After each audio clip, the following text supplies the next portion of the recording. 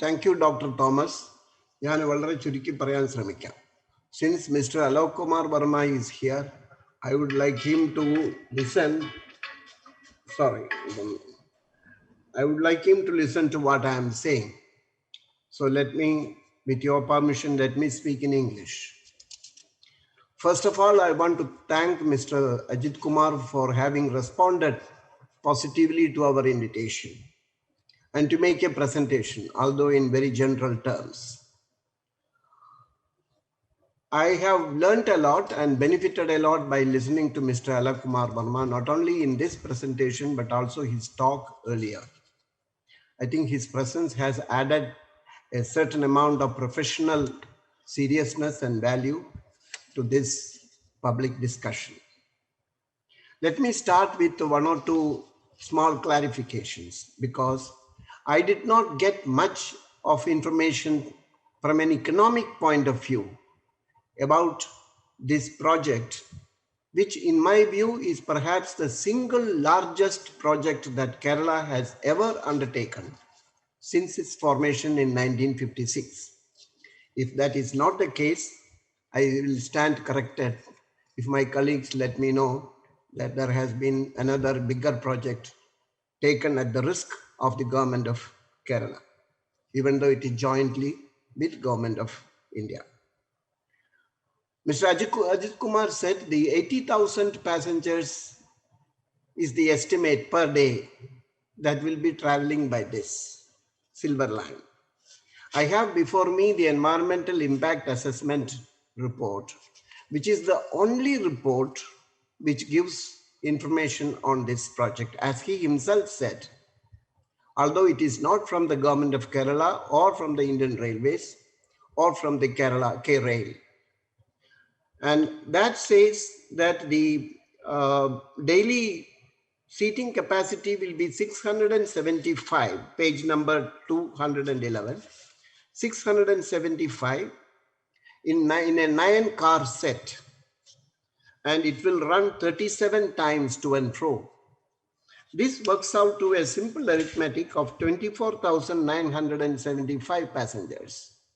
That means the number of passengers by this calculation is not more than 25,000. If you want to attain 80,000, then you will have to treble the seating capacity per day, unless you also visualize more number of services, that is more than 37. So this is for clarification. The second one is there is no information was provided on the ticket price, because pricing is one of the most important components of a commercial project. What I understand, although this may or may not be authoritative, is the ticket will be around 1,400 rupees per person. The current second class price is 185 or less than 200 rupees.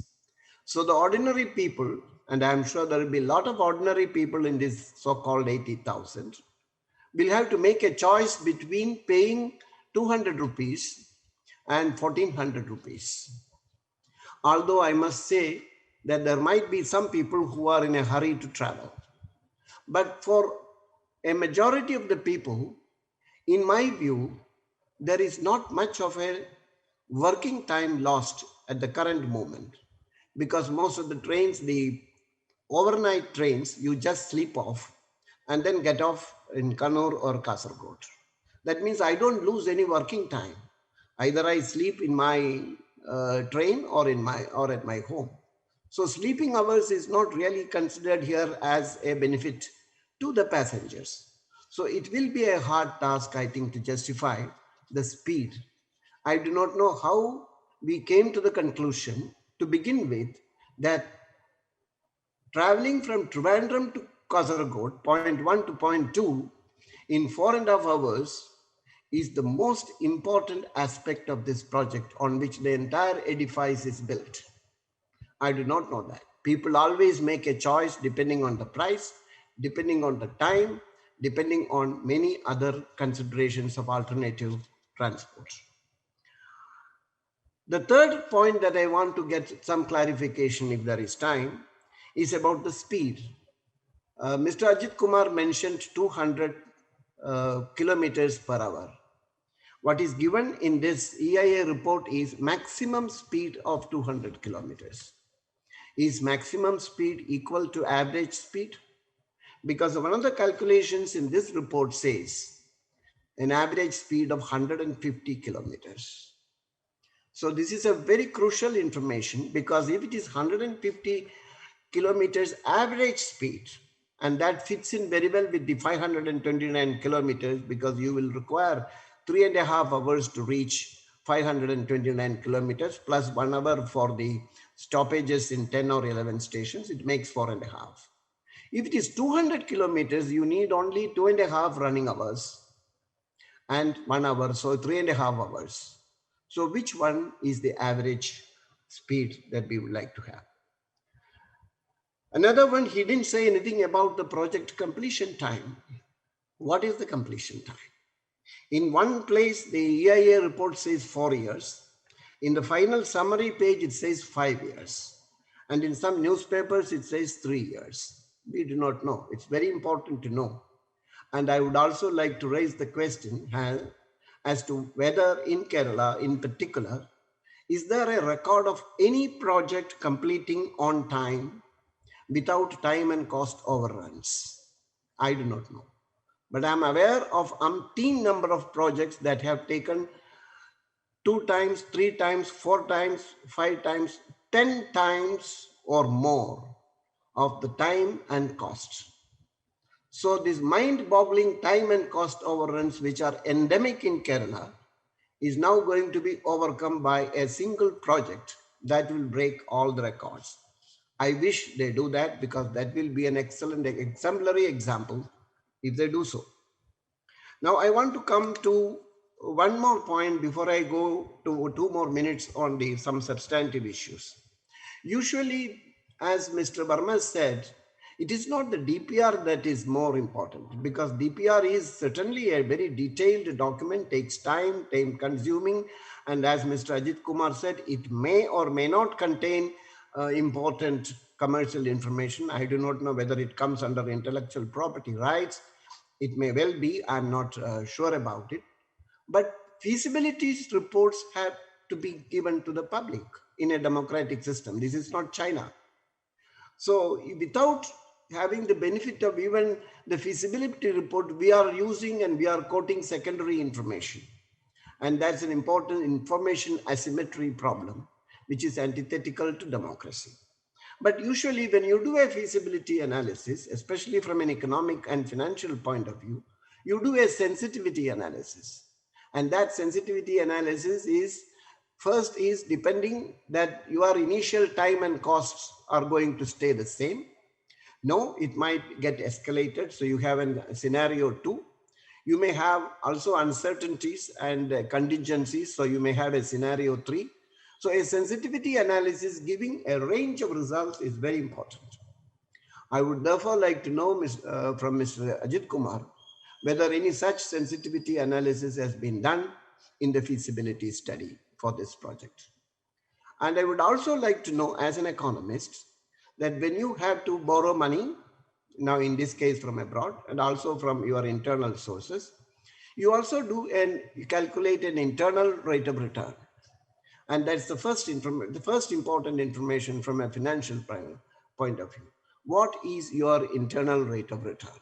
Have you calculated that? Because you now have all the information about the capital cost, its flow, and the operating cost and its flow, and also the expected stream of returns. And if you know the internal rate of return, you can very well say how many years it will take for the project to break even. And therefore we can also get an example. And I thought that he would give us at least a glimpse of what is the break-even period for this project. My substantive issues are 2 or 3, because and that need not necessarily address to Mr. Ajit Kumar. He may not be in a position to do so because these involve policies. And the first thing is already been spoken to by Mr. Verma and Professor R.V.G. Menon. The choice of technology. I think choice of technology is a very important decision making, because that will dictate the costs and the operational system of any project. So either you say that the option of strengthening and expanding the existing broad gauge Indian railway system in Kerala is not favored, and we have deliberately taken a decision for option 2, which is to construct a standalone, as they all said, a standalone which doesn't have the interoperability facility of a railway system, of course, which is there in Japan and many other places. The very reason why Japan is extending this is that this is their technology and it is now going to be out of date. They have more new technologies coming in, and they would like to give it to other countries so that they can make it commercially more profitable. And JICA, like any other lending agency, have their own protocols that they will dictate who should be the consultants and what should be the buyback arrangements for not only the capital equipment, but the rolling stock and so on. There will be no linkage with our economy. The other substantive point that now comes to mind is that Mr. Alok Kumar Verma already said that we are producing already the rolling stock and other mechanical systems that are required for high-speed railways for 150 and even up to 200 kilometers. So if that is the thing, why can't we adopt a model? This is a hypothetical question, like the Sial project, because of all that you need is, now you say 63,000 crores of rupees. And if you are going to take 5 years time, it's about 13,000 crores of rupees per year on an average. What is 13,000 crores? It's nothing. We have an outstanding bank NRI deposit outstanding as of now, or December 2020, 2.2 lakh crores in Kerala banks. So your own people's savings are there in the banks. The government of Kerala can secure those loans if only they give them a guaranteed rate of return. That should be marginally above the bank rate of return, because that's all people want. Their alternative, either I put my money in the bank or mutual funds, or I get a return which is slightly above that. The advantage is that your principal payback and interest goes back to your own people and benefits your own economy.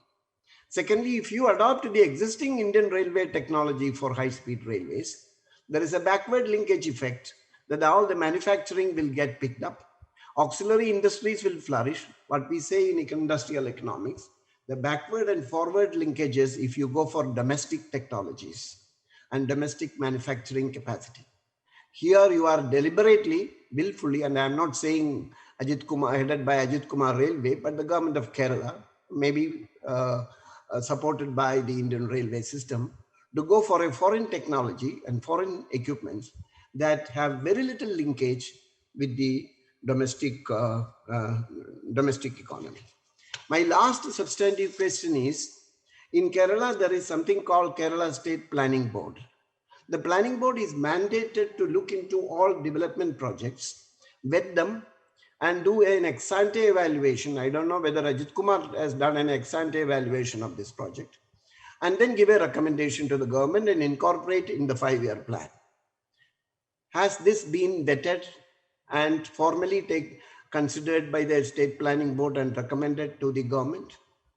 Secondly, I would also like to know, there is a National Traffic Planning and Control Organization, NATPAC, which is supposed to be doing the traffic planning for the entire modes of transport, road, rail, air, and everything, traffic planning for Kerala.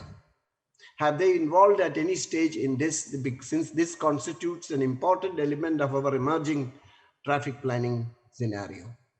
And the third and last question is, have you ever thought it fit to consult the government scientific and technical institutions like the Science and Technology and Environmental Council, which has a number of R&D organizations, on any aspect of this organization? Thank you very much.